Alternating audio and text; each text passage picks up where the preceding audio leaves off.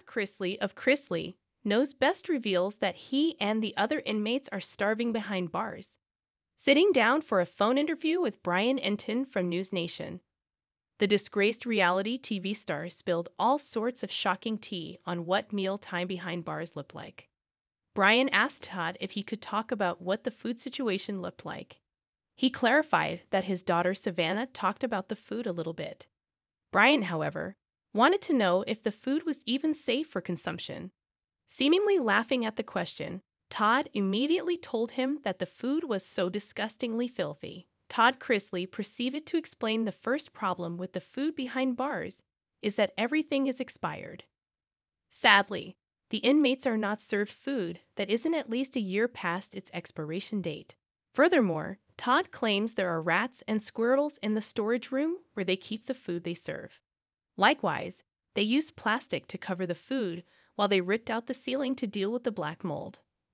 During the mold removal process, a dead cat fell from the ceiling and landed on the food they were serving people.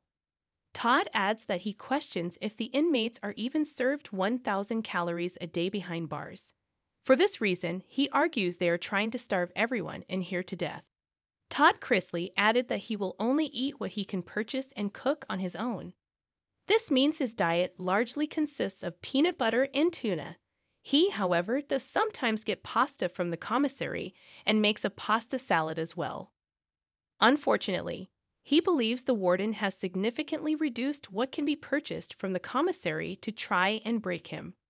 Without reason, inmates went from being able to purchase 12 cans of tuna to 6 and then to 3. When Todd asked why, he was told that commissary was a privilege, not a right. Sadly, he was given no real answer on why the provisions were cut so dramatically. Todd Chrisley is getting by only eating what he can purchase from the commissary, open, and put together himself.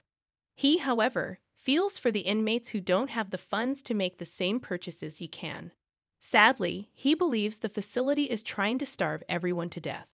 Furthermore, Todd concluded this section of the interview by claiming the reason why would not let Brian Entin from News Nation into the facility had nothing to do with security. They just couldn't risk a media outlet seeing the actual conditions of the facility. Do you think what Todd Chrisley said about the food situation is true? Share your thoughts in the comments. And keep coming back for more news and updates on the Chrisley family.